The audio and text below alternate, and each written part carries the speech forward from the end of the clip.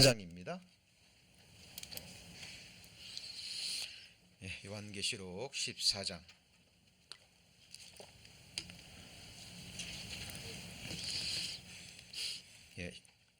14절부터 제가 봉독하겠습니다. 또 내가 보니 흰 구름이 있고 구름 위에 사람의 아들과 같은 이가 앉았는데 그 머리에는 금 면류관이 있고 그 손에는 이한 낫을 가졌더라.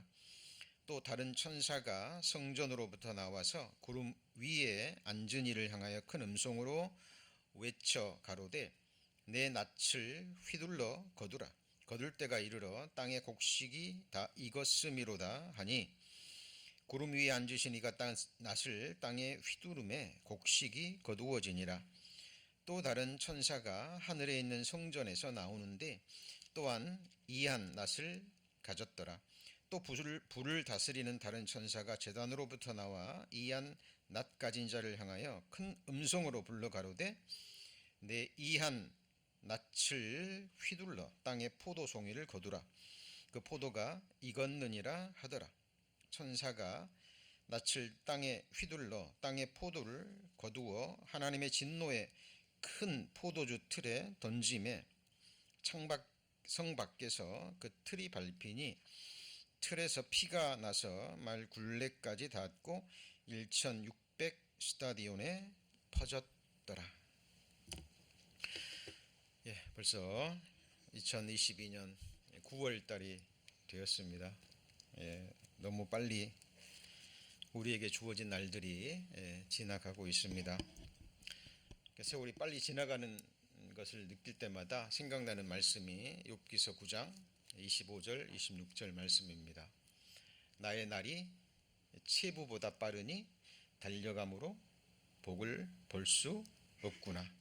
그 지나가는 것이 빠른 배 같고 움킬 것에 날아내리는 독수리 같구나 라는 그 비유의 말씀이 기록되어 있습니다. 3500년 전에 욥도 시간이 그렇게 빨리 지나가는 것을 체험한 것 같습니다. 체부라는 것은 왕의 명령을 가지고 그 시간 안에 소식을 전달해야 되는 사명을 가진 사람이죠. 그러니까 말을 타고 지나가다가 아무리 좋은 경치가 있어도 머무르면 안 되죠. 그냥 달려야 됩니다. 빠른 배가 바다 위를 지나갈 때 어때요? 물결이 이른 것 같지만 순간 또 바닷속에 묻혀버리고 빨리 지나가 버립니다. 독수리가 얼마나 빠릅니까? 근데 그 육중한 몸으로 날개를 접고 먹을 것을 움키기 위해서 하늘에서 내려올 때 속도가 굉장하다 그러죠. 그런 속도로 우리에게 주어진 날들이 지나가고 있습니다. 어느 날 개인적으로는 우리가 죽음을 건너가는 날, 역사적으로는 주님이 다시 재림하시는 그날이 다가올 겁니다. 지금 우리가 사는 이 세상에서 일어나는 일들이 너무 심상치가 않죠. 너무나 많은 징조들이 일어나니까 그냥 정신이 혼미할 정도입니다. 며칠 전이었죠. 며칠 전에 스페인에서 우박이 떨어졌는데 야구공만한 우박이 떨어졌습니다. 그리고 그 전에도 여러 번 떨어졌는데 사람이 죽거나 하지 않았는데 이번에는 어린아이가 20개월 된 어린아이가 머리에 맞아서 죽음을 건너갔다 그러죠. 이게 한번 영상을 보시기 바랍니다.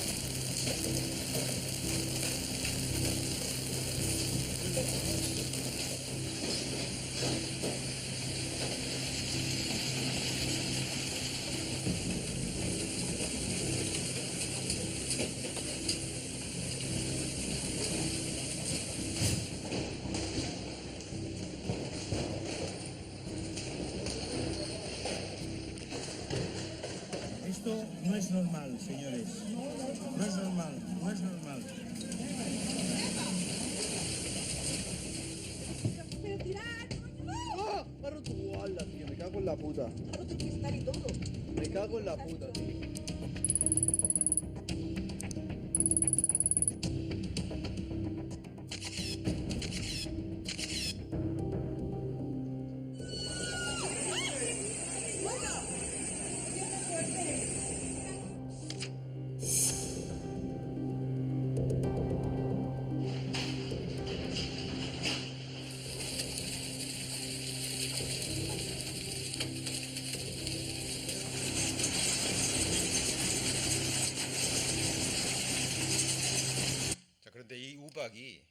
왜 중요하냐면요. 우리가 지금 요한계시록을 배우고 있는데 1500년 전에 하나님이 욥을 감동시키셔서 이 말씀을 기록하게 하셨습니다. 내가 눈 곳간에 들어갔었느냐? 그 다음에 뭐라고 이렇게 되어 있죠? 우박 창고를 보았느냐? 내가 환난 때와 전쟁과 격투의 날을 위하여 이것을 저축하였노라. 하나님이 욥에게 하신 말씀이에요. 욥에게 던지는 질문입니다. 욥이 자기의 의로움을 친구들에게 이야기합니다. 하나님께서 욥을 사랑하시기 때문에 숨은 허물까지 감추어져 있는 그 속의 교만함까지 드러내기 위해서 하나님이 욥에게 던지시는 질문이 있는데 그 질문이 인간으로서는 대답할 수 없는 질문들입니다. 근데 그 질문들을 보면 20세기 과학만이 밝혀낼 수 있었던 과학적 사실들이 기록되어 있는 거예요. 이 하늘에 눈 곳간 우박 창고가 있다라는 것은 기상학이 발달되고 이 비행기가 만들어진 이유라고 합니다. 근데 지금 이게 하늘 곳곳에 있는 거예요. 근데 우리가 이 말씀 배웠었죠? 이 하늘에 있는 하나님의 성전 열리니 성전 안에 하나님의 언약궤가 보이며 또 번개와 음성과 뇌성과 지진과 그 다음에요 큰 우박입니다. Great Hail. 예, 하나님의 진노가 이제 이 세상에 쏟아지는데 그 중에 하나가 큰 우박이라는 겁니다. 그리고 아마겟돈 전쟁 7년 후반부 막바지에 전쟁이죠. 온 열방과 이스라엘과 싸우는 그 전쟁이 에스겔 38장에 기록되어 있고 요한계시록에도 또 기록되어 있습니다. 또 중수가 몇 달란트요? 1달란트나 되는 큰 우박이 하늘로부터 사람들에게 내리매 사람들이 그 박제로 인하여 하나님을 회방하니 그 재앙이 심히 크미러라. 예, 1달란트라 그랬는데요. 바벨론 시대에는 이 그 약 100건 60kg 정도로 사용됐다 그래요. 바벨론 시대에는 큰 달란트와 작은 달란트 이렇게 두 개로 나뉘어 사용되어졌다 그러는데 큰 달란트는 60kg, 작은 달란트는 30kg 이제 이렇게 되는 거죠. 그리고 구약 시대는 34kg, 신약 시대에는 1달란트가 20kg 정도 무게였다고 합니다. 20kg만 해도 어마어마한 거죠. 그렇죠? 근데 이거를 하나님이 언제를 위해서 예비해 놓으셨다고요? 환난과 전쟁과 그리고요 격투의 날입니다. 거기 아까 찾아봤지만 다시 한번 확인해 보죠. 요한계시록 17장 16장 후반부입니다.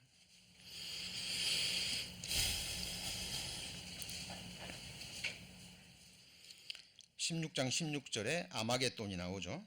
이곳으로 이제 온 열방들이 모여서 이스라엘과 온 열방이 싸우는데 그때 하나님이 내리시는 마지막 재앙이 7 대접 재앙 중에서도 7번째입니다. 이게 마지막 전쟁인데 이때 하나님이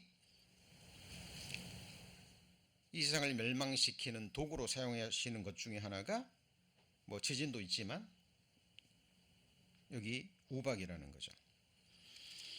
이 지진은 얼마나 큰지 20절에 각 섬도 없어지고 산악도 간데 없더라. 이게 지구의 재편성입니다. 그래서 히브리서에 기록된 대로 이 지구가 옷처럼 갈아입는 전쟁의 상처, 뭐 기후 변화로 인해서 지금 이 지구는 만신창이가 된 거 아시죠? 예.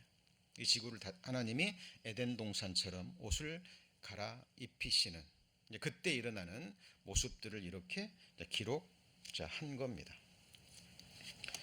자, 그리고 지금 이제 홍수가 지금 곳곳에서 일어나죠. 지구 한편에서는 상상할 수 없는 가뭄, 그리고 한편에서는 홍수가 일어나는데 지금 어떤 나라도 한 나라의 3분의 1을 덮어버릴 정도의 홍수는 없었어요. 근데 지금 파키스탄에서 일어나는 홍수가 이거는 한 나라입니다. 그 나라의 3분의 1이 잠겨버렸어요. 이거 한번 보시죠. 예, 수개월간 계속된 파키스탄의 대홍수로 지금까지 1,000명이 넘게 숨지고 이재민 3천만 명이 발생했습니다. 쏟아진 물폭탄은 평년보다 9배나 많았는데요. 현지 관리는 성서에나 나올 법한 홍수라고 두려움을 나타냈습니다. 신정현 기자입니다. 강을 건너려다 물살에 가로막힌 승합차에서는 필사의 탈출이 이어집니다.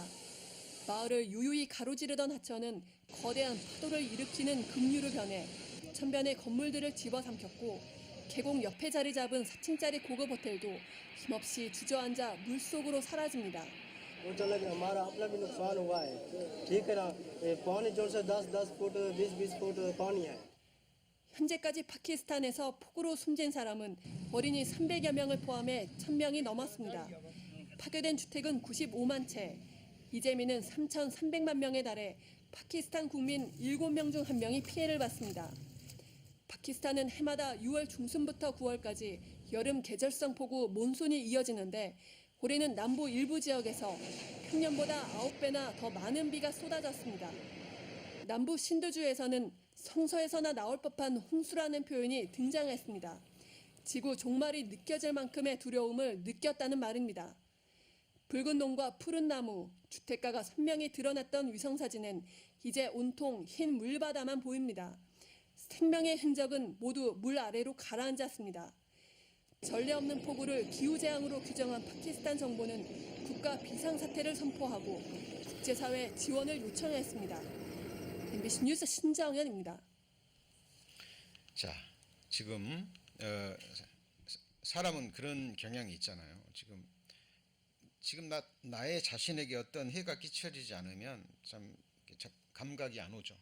그렇죠? 근데 지금 이 재난을 당한 사람들은 기가 막힌 상황입니다. 지금 한국에 내일 모레 큰 지금까지 없었던 역대급 그 폭풍이 지금 이제 곧 상륙한다고 그러죠. 어떤 일이 일어날지 모릅니다. 그리고 지금 기후 변화로 인해서 지금 이제 온도가 올라가고 있잖아요. 그래서 우리 영구 동토라고 들어보셨죠? 이게 무슨 말이냐면 그냥 녹지 않는 거예요, 땅이. 그래서 계속 땅이 얼어 있는 겁니다. 연중 영도시야예요. 남북, 양극이나 시베리아, 알래스카, 러시아, 뭐 캐나다 이런 데 일부입니다. 한대 기후예요. 근데 얼음이 열면 뭐 바위보다 더 단단하고 그렇대요. 그러니까 이제 영원히 안 녹을 줄 알고 거기다가 기둥을 박고 기초를 넣고 건물을 짓고 사는 사람들이 많습니다. 러시아만 해도 500만 명이 넘는데요. 근데 지금 이 땅이 녹고 있죠. 녹고 있습니다. 자, 이 정도 되는 건데요. 특별히 그 러시아 같은데 야말이라는 곳에 이게 지름이 50m입니다. 저기 조그만 사람 하나 보이시죠? 그죠? 이게 생긴 이유가 뭐냐면 밑에가 이제 얼음으로 되어 있는데 그게 녹아버리니까 한순간에 주저앉아 버리는 겁니다. 그리고 이제 과학자들이 놀란 게 뭐냐면 이 얼음이 녹으면서 땅 속에서 그 얼음과 함께 죽었던 사체들, 동물의 시체로부터 옛날 그 고대 바이러스들이 살아서 발견된다는 겁니다. 벌써 4, 5년 전부터 이런 뉴스가 있었거든요. 근데 지금 이게 곳곳에서 이게 발견되고 있는 거예요. 그리고 바이러스가 살아 있어요. 살아 있습니다. 자, 이에 관한 영상 한번 보시죠. 최근 시베리아 벌판에서 깊이 30m, 폭 20m의 거대한 싱크홀이 발견됐습니다. 우리나라에서도 싱크홀이 종종 생기지만 러시아에서 발견되는 싱크홀의 규모는 한국과 많이 다릅니다. 이렇게 큰 싱크홀은 왜 생기는 걸까요? 우리나라 싱크홀은 크게 두 가지의 원인으로 생깁니다. 먼저 상하수도 간에 구멍이 나고 흙이 쓸려 나가면서 지하에 빈 공간이 생기는 경우가 있습니다. 오래된 하수관들이 문제가 되죠. 잘못된 공사가 원인이 되기도 합니다. 큰 공사를 할 때 땅을 파면서 차수벽을 세우는데요. 이게 제대로 설치가 안 되면 지하수가 잘못 흐르면서 다른 곳에 빈 공간이 만들어지는 거죠. 시베리아에 생겼다는 싱크홀은 사람도 없고 건물도 하나 없는 허허 벌판에 있습니다. 여기에선 싱크홀이 어떻게 생겼을까요? 문제의 중심엔 영구 동토라는 게 있습니다. 계절과 상관없이 0도 이하로 얼어있는 땅을 말합니다. 이 영구 영구 동토는 엄청난 양의 유기물, 그러니까 동물 사체나 썩담한 나무나 미생물 등등을 품고 있는데요. 이게 얼어있을 때 문제가 안 되지만 녹으면 문제가 생깁니다. 다시 썩기 시작하는 거죠. 유기물이 썩으면서 분해되면 엄청난 양의 이산화탄소와 메탄가스가 배출되는데요. 가스가 빠져나가면서 빈 공간이 생기고 거대한 싱크홀이 되는 겁니다.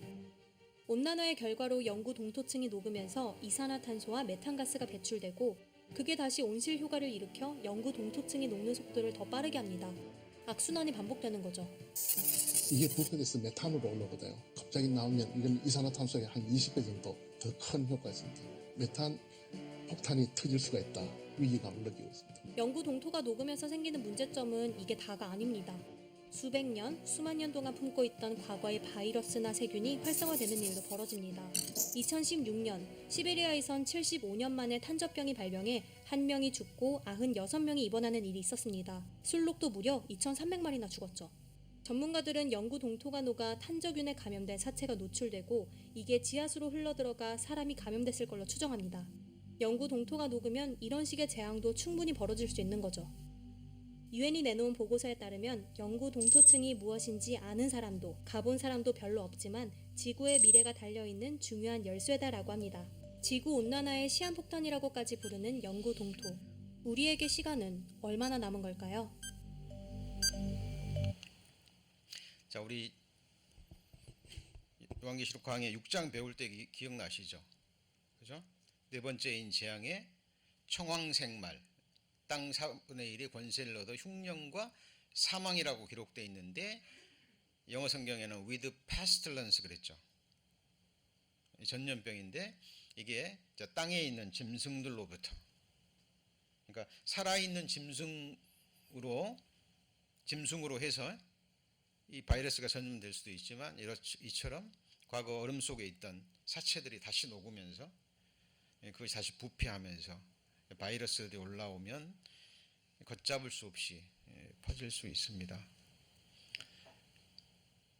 하나님의 말씀은 진리잖아요. 우리와 같은 인생의 말이 아니기 때문에 시간 문제일 뿐 때가 되면 이 말씀은 이루어지는데 그 말씀이 이루어지는 무대가 지금 우리가 두 발을 딛고 있는 이 세상이고 그 위에서 살아가고 있는 인생들의 삶 가운데 이 말씀이 이루어지는 겁니다. 저는 이 소식들을 들으면서 반석이라는 단어가 생각이 났어요. 반석 위에 집을 짓지 않으면 무너지죠. 그리고 우리가 지난 시간에도 배웠고 앞으로도 이제 17장, 18장 가면 자세히 배울 이 세상은 큰 성 바벨론입니다. 하나님이 짓지 않기 때문에 하나님의 손으로 짓지 않은 모든 것은 결국은 어떻게 되죠? 무너지는 거예요. 이 땅에 있는 장막집이 뭐하면요? 무너지면 우리 육체도 무너지고 있고 우리가 살고 있는 집도 무너지죠. 제가 순창에서 처음에 이렇게 복음을 전할 때요, 그때만 해도 이제 젊은이들은 다 도시로 떠나버리는 거예요. 그러니까 어르신들이 집을 지키고 농사를 지으시다가 돌아가시면 빈집이 그렇게 많아요. 빈집이. 근데 참 희한한 게 사람이 거기서 살잖아요. 살고 있으면 뭐 그렇게 큰 관리를 하지 않아도 뭐 때를 따라 리모델링 하고 하지 않아도 집이 견딘답니다. 근데 사람이 떠나고 돌아가시고 빈집이 되면 그냥 몇 개월 안에 그 집이 말 그대로 험한 집이 되어버리는 거예요. 예. 이 세상의 모든 것은 장막집입니다. 지금 우리가 살고 있는 이 시대를 우리 말씀을 통해서 정확하게 바라보시고요. 보시고 정말 이제 저희들 준비할 때가 되었다라고 생각합니다. 이 신약 성경이 기록될 때도 사도들이 그렇게 얘기했죠. 만물의 마지막이 가까이 왔다 그랬고 우리의 구원이 처음 믿을 때보다 가까이 왔다라고 말씀합니다. 지금은 더더욱 그렇습니다. 그리고 주님 좀 늦게 오신다 하더라도요, 개인적인 죽음은 아무도 장담 못하죠. 아무도 장담 못합니다. 오늘 밤일 수도 있고 내일일 수도 있고 정말 깨어있는 마음으로 오늘이 그날이라 여기며 살아가지 않는 한 사람의 마음은 반드시 해이하게 돼 있어요. 지금 당장 내게 어떤 상황이 피부로와 닿지 않으면 사람은 무뎌지게 돼 있거든요. 우리 성도님 정말 깨어 기도하시고요. 성경에 기록된 대로 다가올 미래를, 다가올 장래를 기다리는 저희들이 되었으면 좋겠습니다. 며칠 전에요, 최근에 한 구원받은 청년 형제가 질문을 던졌어요. 저한테 카톡으로. 그 질문의 내용이 뭐였냐면, 이제 말씀 듣기 전에는, 구원받기 전에는 그렇게 가위를 많이 눌렸대요. 이렇게 잠도 많이 못 자고, 그리고 일 조금만 해도 피곤하고 그랬었는데 하나님이 그걸 고쳐주셨대요. 이제는 잠을 너무 잘 잔답니다. 그리고 좀 일을 많이 해도 하나님이 또 이렇게 힘을 주시는 것 같다고. 그리고 이제 거기 형제들이 아닌 몇 명 있는데 뭐 저에도 포함되겠죠.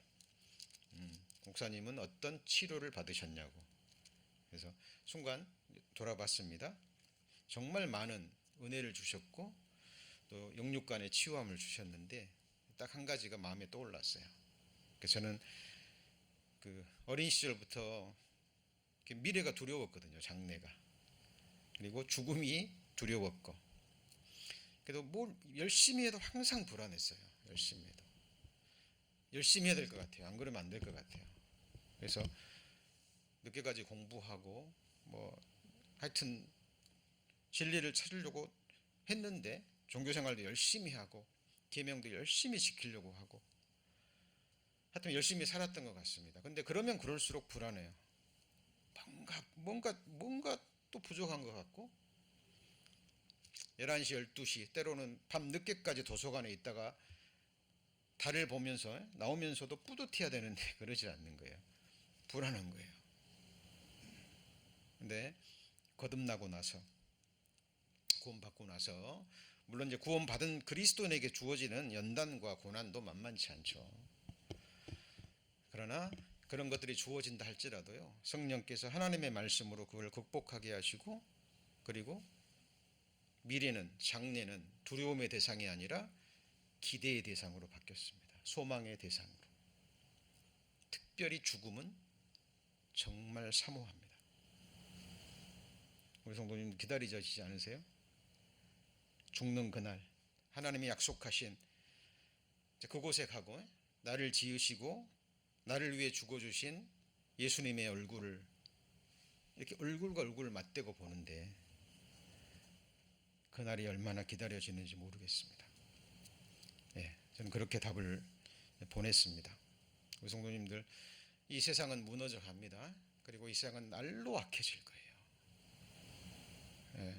사람들은 조그만 일에도 참지 못하고 분노하고, 그렇죠?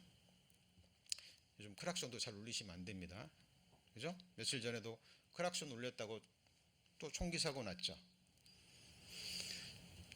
지금 사람들이 무엇인가에 자기의 분노를 쏟아내지 않으면 참을 수 없는 그렇게 사나운 시대에 살고 있어요. 이 세상 어디에도 안전지대는 없습니다. 우리 지난 시간에 요한계시록에 기록된 7가지 복을 배웠죠. 그죠? 7가지 중에 5가지를 배웠는데, 자, 잠깐 정리해 봅니다. 요한계시록을 읽는 자와 듣는 자들, 그리고 그 가운데 기록된 것을 뭐하는 자들이요? 지키는 자들. 두 번째는 주 안에서 죽는 자들. 죽는 자들이 복이 있답니다. 그 다음에 자기 옷을 지키는 자들. 자, 구원의 시험과 확증이라고 말씀드렸죠. 네 번째는 어린 양의 혼인잔치에 청함을 받는 자들. 이건 우리에 해당되는 게 아니에요. 7년 환란 동안에 구원받고 환란기간 동안에 구원받고 혼인잔치에 청함을 받는 자들. 우리는 혼인잔치에 청함을 받는 사람이 아니라 우리는 주인이에요. 어린 양의 아내입니다. 그리고 5번째가 뭐라 그랬죠? 첫째 부활에 참여하는 자들. 첫째 부활은 생명의 부활, 의인의 부활이죠. 둘째 부활은 악인의 부활, 심판의 부활이죠. 그죠? 자, 그리고 이제 오늘 배워야 될 것이 이 책의 연의 말씀을 지키는 자들, 그리고 마지막이 두루마기를 빠는 자들인데, 여기 지금 노란색으로 적혀 있는 단어가 뭐예요? 전부 다 지키는 자들, 지키는 자들, 그다음 뭐예요? 지키는 자들. 근데 지킨다는 단어가 원어적인 의미로는 두 가지가 있다 그랬죠. 그죠? 자, 그래서 이 말씀, 자, 이게 테레오입니다. 테레오. 보존하다, 지키다라는 거죠. 그러니까 이 예언의 말씀을 잊어먹지 말고 흘러 떠내려가도록 잊지 말고 마음에 뭐 해야 되는 거예요? 새기고 보존하고 보존하라는 거예요. 그래서 그리고 이 시험을 통해 확증하다는 의미도 있다 그랬죠. 테스트드 의미가 있어요. 그러니까 이 요한계시록이 정말 살아계신 하나님의 말씀이냐 확증하고, 그게 정말 진리의 말씀이라면 이 말씀을 붙잡으라는 거죠. 그죠? 마음에 보존하고, 그리고 요한계시록의 대부분의 말씀은 예언의 말씀이죠. 그렇죠? 반드시 속히 될 일이잖아요. 예언의 말씀이에요. 그러니까 예언의 말씀을 기다리다 성취될 때까지 이 품고 소망 중에 기다리라는 의미가 훨씬 더 강합니다. 그게 이루어지면 필요한 것들은 믿음의 행함으로 나오겠죠. 그렇죠? 그래서 이 필라소라는 단어와 대조가 된다 그랬잖아요. 이거는 율법을 지키다, 준행하다, 명령하다, 서약에 복종하다 이런 의미가 아니라고 그랬잖아요. 여기서 많은 사람들이 오해를 하는데요. 요한계시록은 바로 진리의 말씀이기 때문에 보존하고 이것이 이루어질 때까지 마음에 품고 기다리고 소망하라, 그 말이에요. 그리고 요한계시록의 마지막은 무엇입니까? 새하늘과 새 땅이죠. 다시는 눈물도 슬픔도 죽음도 아픈 것도 없는 그 영원한 기쁨의 나라에서 우리는 영생 복락을 보내게 될 것입니다. 예, 우리는 그 나라를, 의에 거하는 그 나라를 소망 중에 기다려야 될 거죠. 자, 여섯 번째, 우리 지난 시간에 배우지 못한 여섯 번째 부분, 이 책은 예언의 말씀을 지키는 자들. 자, 그랬는데 이것도 테레오입니다. 테레오. 그래서 여기서 지킨다라는 것은 뭐라고요? 다시 반복합니다. 보존하다. 여기서는 특별히 기다리다. 예언의 말씀의 성취, 그리고 다시 오시는 누구예요? 그리스도. 요한계시록의 마지막이 뭐예요? 이것들을 증거하신 이가 가라사대 내가 진실로 속히 오리라. 뭐하러 오셔요? 목적이 뭐죠? 요한계시록, 요한복음 14장 1절 말씀 암송하시죠? 너희는 하나님을 믿으니 또 나를 믿으라. 내 아버지 집에 거할 곳이 많도다. 그렇지 않으면 너희에게 일렀으리라. 내가 가서 너희를 위하여 뭘 예비하면요? 처소를 예비하면 내가 다시 와서 너희를 내게로 영접하여 나 있는 곳에 너희도 있게 하리라. 예. 예. 어느 날 이 말씀이 새겨졌습니다. 그리고 날마다 기다립니다. 잠자리에 들기 전에 기도합니다. 예.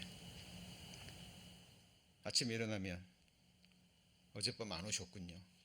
또 오늘 낮에 오실 수도 있죠. 예. 우리는 그렇게 기다리며 이 세상을 살아가는 사람들입니다. 그런 의미에서 지킨다라는 의미죠. 자, 그리고 자, 일곱 번째 복음, 마지막은 두루마기를 뭐하는 자들이에요? 빠는 자. 두루마리가 아니고 두루마기예요. 옷입니다. 옷. 그죠? 두루마기를 빠는 자. Those who wash their robes라고 그랬죠.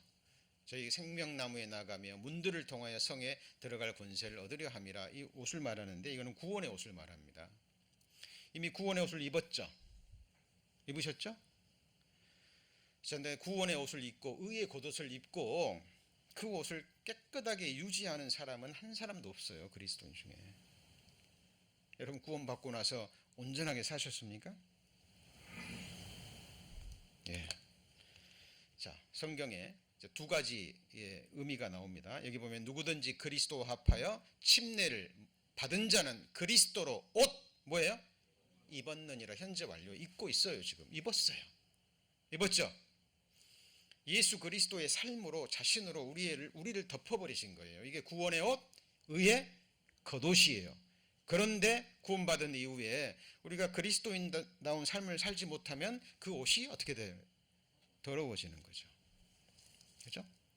그럼 우리가 지옥 가나요? 아니죠. 아닙니다.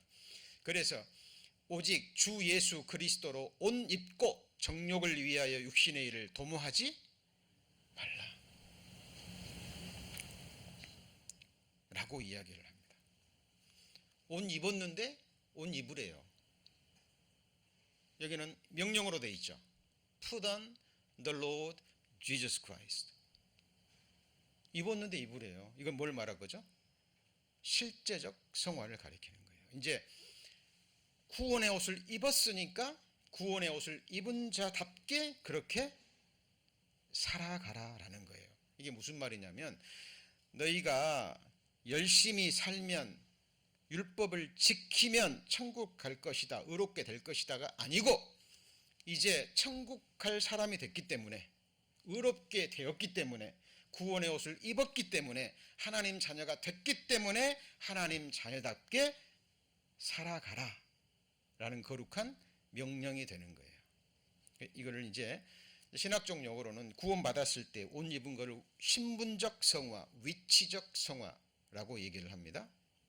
그리고 그 옷에 걸맞게 행동하는 삶을 뭐라 그래요? 실제적 성화라고 이야기를 하는 거죠. 그렇죠? 그러니까 두루마기를 빤다 그 말은 이미 구원의 옷을 입었는데 그 옷을 더럽히지 않고 내 행동으로 더럽혔으면 다시 하나님 앞에 자백하고 그리고 이제 그 행실을 씻어가는 삶입니다. 여러분 마태복음 7장에 주여 주여 하는 자마다 다 천국에 갈 것이 아니요 그랬죠. 주여 주여 합니다. 선지자 노릇하고 귀신도 쫓아내고 능력도 했어요. 근데 나는 너를 도무지 알지 못하노라. 그 말은요, 나는 너와 상관이 없다라는 거예요. 알지 못한다 그 말, 너와 나랑 아무런 관계가 없단 말이에요. 모른다는 거예요. 내가 너를 몰라요. 예수님이 주여 주여 했는데, 선지자 노릇했는데, 귀신도 쫓아내고 능력도 했는데 예수님은 그 사람을 모른대요. 이유는 뭐죠?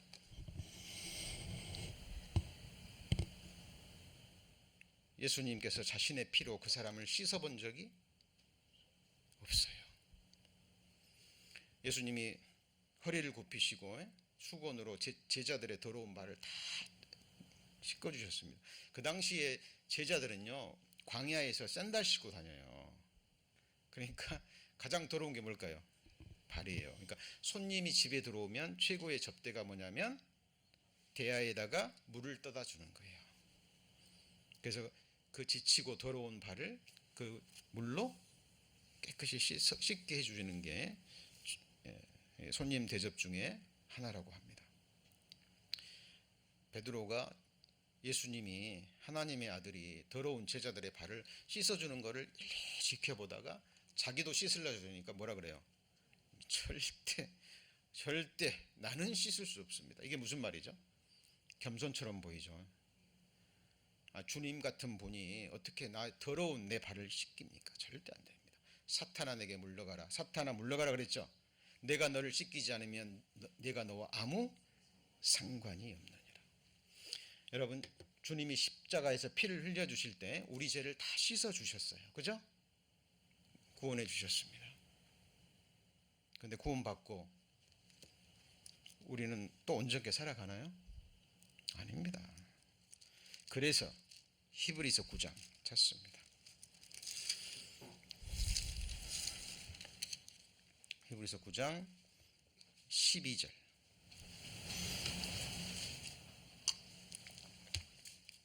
암소와 송아지의 피로 아니하고 오직 자기 피로 뭘 이루죠? 영원한 속죄를 이루사 단번에 성소에 들어가셨느니라. 보혈의 능력과 공로와 역사, 첫 번째가 영원한 속죄가 아니면 천국 갈 사람 아무도 없어요. 아무도 없습니다. 전부 도토리 키재기예요, 여러분. 그러니까 구원받은 하나님의 자녀들끼리 서로 물고 먹지 마라 그랬잖아요. 그죠? 시기와 쟁투하지 마라 그랬죠. 그죠? 그건 그리스도의 심판대 앞에서 하나님이 정확하게 판단하시니까 그때까지 아무도 판단치 마라 라고 말씀하십니다. 그리고 우리가 관심을 가져야 될 것은 내 자신의 성화예요. 근데 이것도 누가 하느냐? 아무도 못해요. 예수 그리스도의 보혈만이 가능합니다. 13절 염소와 황소의 피와 및 암송아지의 죄로 부정한 자에게 뿌려 그 육체를 정결케 하여 거룩케 하거든 하물며 영원하신 성령으로 말미암아 흠없는 자기를 하나님께 드린 그리스도의 피가 같이 읽습니다. 어찌 너희 양심으로 죽은 행실에서 깨끗해 하고 살아계신 하나님을 섬기게 못하겠느냐? 그 말은 할 수 있다는 거예요, 못하는 거예요? 할 수 있는 거예요. 예수님의 피가 뭐까지 씻어요? 이거 나왔잖아요. 뭘 씻어요? 죽은 행실이 뭐죠? 옛사람, 이미 십자가에서 죽은 자의 행실을 씻을 수 있다 그 말이에요. 뭐가요? 예수 그리스도의 피가 진리입니다. 진리예요. 그 무엇도 내 행실을 못 씻습니다. 이 실제적 성화에 내가 노력한 데서 안 돼요. 안 됩니다. 의지요? 안 됩니다. 예수님의 보혈의 능력이면 가능해요. 하나님의 은혜에 대해서 말할 수 있는 것은요, 구속받은 죄인밖에 없어요. 그죠? 여쭤보죠. 우리 성도님들 지금까지 이렇게 신앙생활 할 수 있는 게 뭐예요? 잘해서입니까? 저도 지금 제가 이렇게 하나님께 쓰임 받을 수 있는 자체가 기적 중에 기적이에요. 기적 중에. 휴지가 있다면, 쓰레기라면 이렇게 접어서 진즉 버려져야 돼 마땅한 사람이었지만 하나님이 참으시고 그리고 사용해 주시는 거예요. 성경에 기록된 대로 비천한 자, 멸시받는 자, 아무것도 아닌 자, 어리석은 자, 거름더미에 있는 자를 들어서 쓰시는 겁니다. 그래야 누구의 능력이 나타나요? 하나님의 능력이 나타나고 사람에게 영광이 돌아가지 않는 겁니다. 제가 신앙생활 할 수 있는 것도 온전한 하나님의 뭐예요? 은혜예요. 은혜입니다. 우리가 사도 바울처럼까지 가려면 아직도 멀었겠죠. 사도 바울 같은 사람 구원받기 전에 율법의 행위로는 흠이 없었다고 그랬잖아요. 근데 구원받고 나서는 얼마나 더 거룩하게 살았을까요? 근데 하나님 앞에 가면 갈수록 뭐가 드러나요? 네? 자기의 어둠, 자기의 죄. 빛 가운데 가까이 가면 갈수록 드러나는 것이 뭐예요? 나의 어둠이에요. 나의 어둠. 그러니까 나는 죄인 중에 뭐예요? 괴수라. 나의 나된 것이 오직 하나님의 은혜로 된 것이니.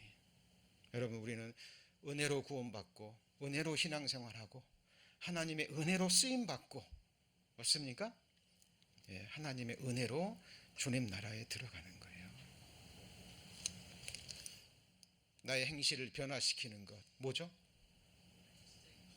보혈의 능력입니다. 그리고 살아계신 하나님을 섬기게 한답니다. 뭐가요? 그리스도의 보혈이요. 생각해 보시죠. 누가 나를 위해서 피를 흘려줄 수 있나요?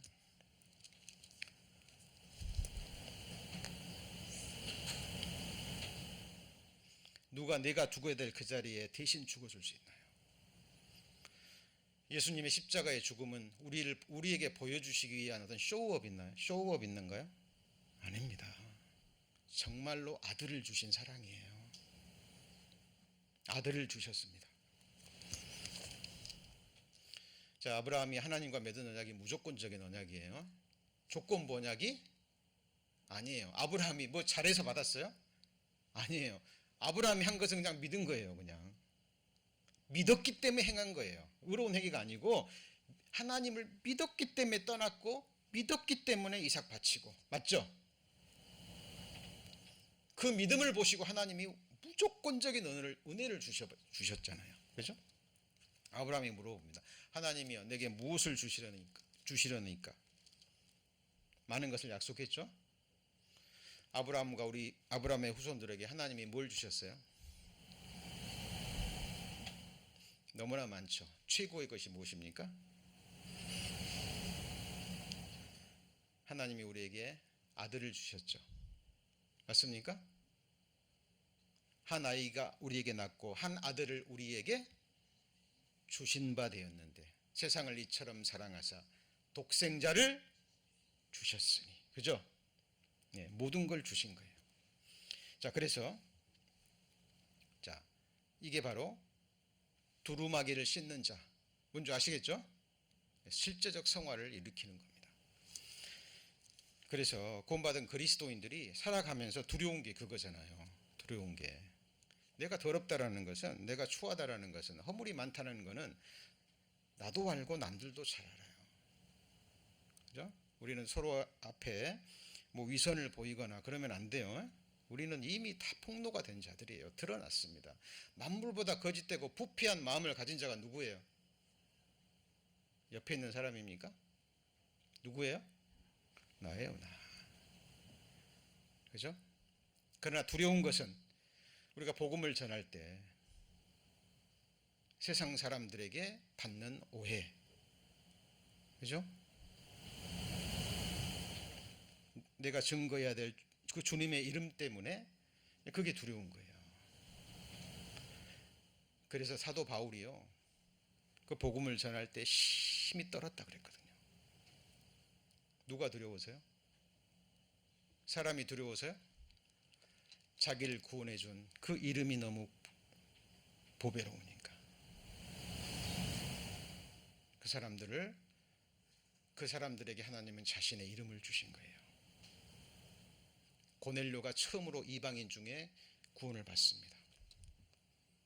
자기 이름을 위한 백성을 택하실 때 그 고넬료가 처음으로 택함을 입었어요. 뭘 위해서요? 자기의 이름을 위해서. 우리 지우에게도 첫 번째가 뭡니까? 하늘에 계신 우리 아버지여, 이름이 거룩히 여김을 받으시오며. 맞죠? 천하의 구원 얻을 만한 다른 이름을 우리에게 주신 적이 없습니다. 예. 정말 이 요한계시록에 나오는 마지막에 두루마기를 빠는 자는 환난 시대에 해당되는 거예요. 환난 시대 그 사람들이 이제 구원을 받고 그 이름으로 구원을 받았어요. 근데 그들이 그 환난 시대에 그들이 무슨 죄를 지을 게 있겠습니까? 그때는 정신이 없는 시대예요. 그때의 믿음의 행위는 뭘로 드러나냐면 짐승의 표를 받지 않는 거예요. 왜? 그 당시에 예수를 믿는 그 행위로 드러나는 게 뭐냐면 정말 믿기 때문에 짐승의 표 받으면 지옥 가기 때문에 죽어도 뭐 하는 거예요? 받지 않는 거잖아요. 환난 성도들입니다. 그러나 우리는 지금 은혜 시대에 살고 있죠? 은혜 시대. 그래서 그에게 허락하사 빛나고 깨끗한 세마포를 입게 하셨은즉 이 세마포는 성도들의 옳은 행실입니다. 주님의 이름을 더럽히지 않기 위해서 매일 매순간 내 생각 하나 말 하나 조심스럽게 하면서 이 세상을 살아가는 사람들이죠. 네. 그 사람들에게 하나님이 입혀주신 옷이 뭐예요? 세마포. 우리 교회가 입어야 될 아름다운 결혼 예복이라고 보시면 됩니다. 자, 내가 그 가로되 내 주여 당신이 알리이다 하니 그가 나더러 이르되 이는 큰 환난에서 나오는 자들인데 어린 양의 피에 뭘요? 그 옷을 씻어 희게 하였느니라. 자, 정리합니다. 요한계시록 7가지 복 정리되셨죠?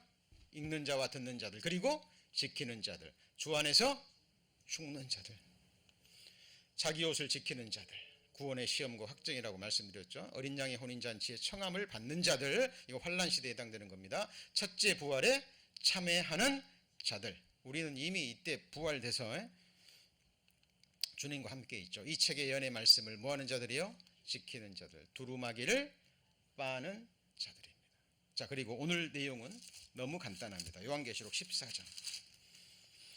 자, 소식지를 한번 집에 가서 읽어보셔도 됩니다. 자, 14장 4절부터 20절까지 두 종류의 추수가 나오죠.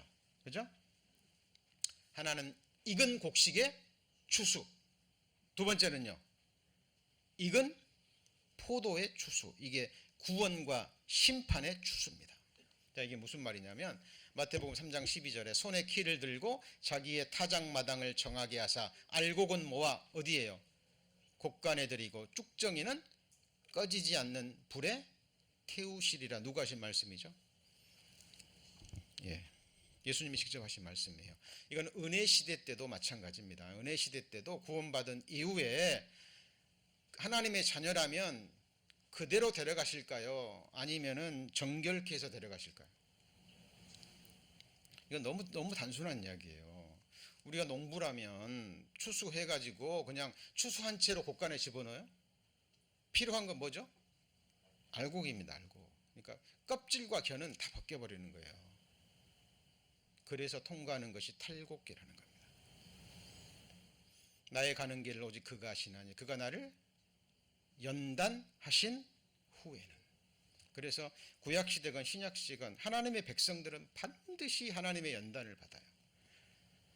훈육, 징계라고도 하죠. 영어성에는 discipline이라고 나옵니다. 징계가 없으면 사생자요 참 아들이 아닙니다. 시편 1편에 아기는 겨와 같다 그랬죠. 그죠? 이렇게 탈곡기나 이렇게 하면 알곡은 무거우니까 밑으로 떨어지지만 겨는요 날아가 버립니다. 그렇죠?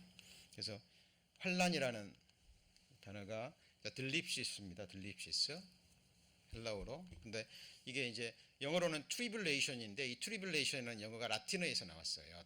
트리블럼. 근데 이게 로마 시대에 못이 많이 박힌 농작 탈곡기예요. 그래서 이 트리블럼에 곡식을 갖다가 때리는 거예요. 이 못이 박힌 그 나무로 된 탈곡기에. 그러면 두들겨서 뭘 벗겨져요? 껍질이 벗겨지고 알갱이와 겨가 분리됩니다. 지금 우리 영어 트리블레이션이 라틴어 탈곡기에서 나온 거예요. 그리고 이걸 이제 더 추적해 보면 둘립시스라는 것입니다. 자, 우리도 주님 앞에 들림 받을 때까지 교회 안에 있으면 주어지는 것이 낮아지는 겁니다. 나를 깎으시고 꺾으시고, 그죠? 사람들로 위로 밟게 하시고 옆구리에 무거운 짐을 드시고 가시를 두셔가지고 사람 막대기와 인생 채찍으로 두들겨 패기도 하시고 그러셔서 낮추셔서 정말 하나님만을 믿고 바라고 의뢰하는 사람으로 만들어 가셔요. 그렇게 해서 결국은 정금으로 만드셔서, 여기서 정금이라는 거는 같이 해보실까요? 정금 같은 믿음. 자, 믿음의 주요 온전케 하시는, 이 온전케 한다는 게 믿음을 온전케 하는 거예요. 그죠? 믿음의 창시자와 완성자, 원어적인 의미는 바로 그겁니다. 겨자씨만한 믿음을 통해서 영생 얻죠. 그 믿음의 시작이에요. 연단받고 자라게 하시고 나중에는 더하셔서 정금 같은 믿음의 완성자가 되게 하십니다. 그래서 어떤 상황 속에서도 하나님의 말씀을 믿을 수 있는, 어떤 형편과 환경 속에서도 하나님은 내게 악을 행치 않는 분이라는 것, 우리 주님 앞에 가면 그때 드러날 거예요. 그때 왜 나를 그렇게 힘들게 하셨는지, 그때 내가 겪었던 그 기가 막힌 수렁과 기가 막힌 고난의 의미가 무엇인지 우리는 주님 앞에 가면 그때 확인하게 될 겁니다. 근데 이 곡식의 추수가 있고, 두 번째 익은 포도의 추수가 있습니다. 이거는 자, 은혜 시대 때도 구원을 못 받았어요. 환란 시대에 들어갑니다. 두 증인과 14만 4천 명을 통해서 전해지는 그 복음을 또 거절해요. 마지막에는 천사가 하늘을 날면서 복음 전합니다. 그것도 거절해요. 끝까지 복음을 전해 거절하고 예수 그리스도를 영접하지 않는 사람들에게 내려지는 재앙이 이제 다음 시간부터 본격적으로 배울, 같이 보실까요? 7 대접의 재앙. 이거는 이제 섞인 것이 없는 하나님의 진노의 포도주가 쏟아지는 겁니다. 이제는 남은 사람은 전부 다 뭐가 결정된 거예요? 심판이 결정된 겁니다. 하나님의 자비의 시간이 끝난 거예요. 그래서 마지막 7대접의 재앙이 이제 이 세상에 쏟아지는데 그 징조들을 우리는 지금 미리 맛을 보고 있는 그 시대에 살고 있는 것이 틀림없습니다. 자, 그런데 18절 보실까요? 18절. 자, 이 익은 포도의 추수는 18절에 뭘 다스리는 자입니까? 불을 다스리는 다른 천사. 이게 바로 이 불은 하나님의 진노를 상징합니다. 하나님의 진노를 상징해요. 요한계시록 앞에 한번 보실까요? 요한계시록 6장입니다. 6장 9절. 다섯째 인을 떼실 때 내가 보니 하나님의 말씀과 저희의 가진 증거를 인하여 뭘 당하뇨? 죽임을 당한 영혼들이 제단 아래에 있어 큰 소리로 불러가로되 거룩하고 참되신 대주제여 땅에 거하는 자들을 심판하여 우리의 뭐를요? 피를 신원하여 주지 아니하시기를 어느 때까지 하시나이까? 우리의 원수를 갚아달라 그 말이에요. 짐승에게 절하는 걸 거절하고 목 베어 죽은 자들이 이 시대에는 하나님이 허락하시는 그 순간까지 제단 아래에 있다 그러죠. 그리고 그들이 하나님께 기도를 드리는 거예요. 그리고 그 기도를 천사들이 받들어 올라가서 기도의 향을 어린 양의 보좌 앞에까지 가져갑니다. 그럼 하나님이 그 기도를 들으시고 불을 담아서 이 세상에 쏟아내시는 거예요. 그 불이 뭘까요? 하나님의 섞인 것이 없는 이제 하나님의 완전한 진노의 포도주 잔입니다. 사람의 노는요 순간적이에요. 그죠? 사람의 노는 순간적입니다. 그리고 후회하죠. 후회합니다. 근데 하나님의 노는 이 죄가 관영하기 전까지는 하나님이 참으십니다. 참으셔요. 그리고 하나님의 자비하심이 딱 끝나면 하나님의 노는 그때부터 시작되는데 끝이 없습니다. 영원한 진노예요. 7년 환란으로 하나님의 진노가 끝나면 얼마나 좋을까요? 그런데 영원한 불모 속에서, 그죠? 영원토록 고통당할 겁니다. 여러분, 우리 사람은요 이 온도에 굉장히 민감해요. 굉장히 민감합니다. 조금만 더우면 못 참잖아요. 추워도 그렇지만. 근데 꺼지지 않는 불 속에서 영원히 산다고 생각해 보세요. 사람들이 불로써 소금치듯함을 받는다 그랬죠. 여러분, 그게 비유적인 뭐 어떤 이야기가 아니라 실제입니다. 실제. 가끔씩 후라이팬 뭐 하면 손 대시죠. 뜨거운 물에 손도 대시고 얼마나 뜨겁습니까?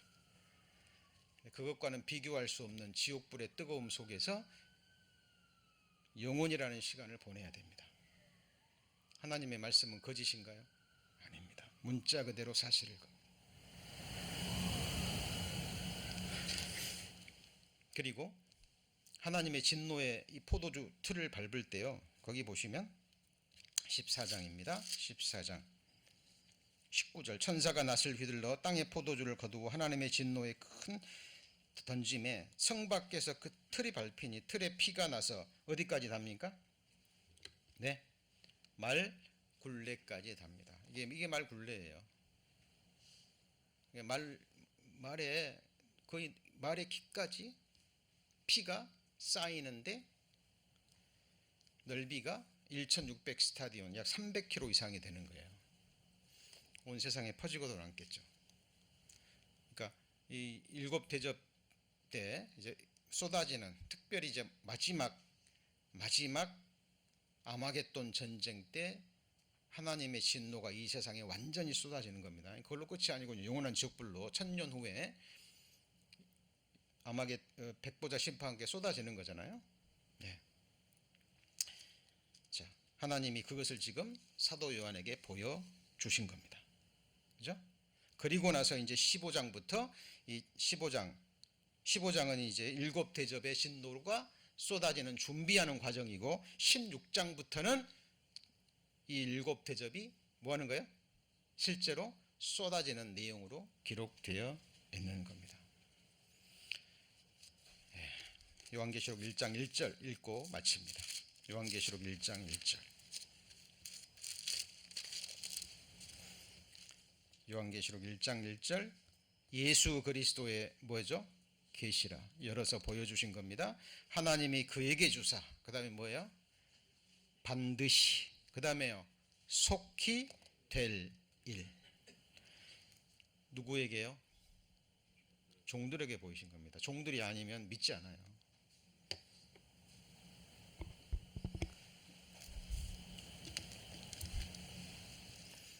듣고 웃어버립니다. 그리고 이것은 누구에게 주신 거죠?